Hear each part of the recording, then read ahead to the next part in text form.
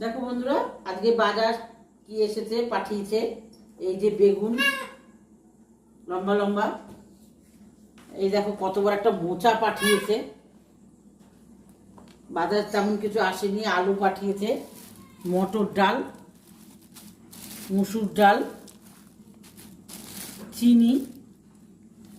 এবার দেখবো ব্যাগের মধ্যে কি আছে, দেখি বার করি। ও, ব্যাগের মধ্যে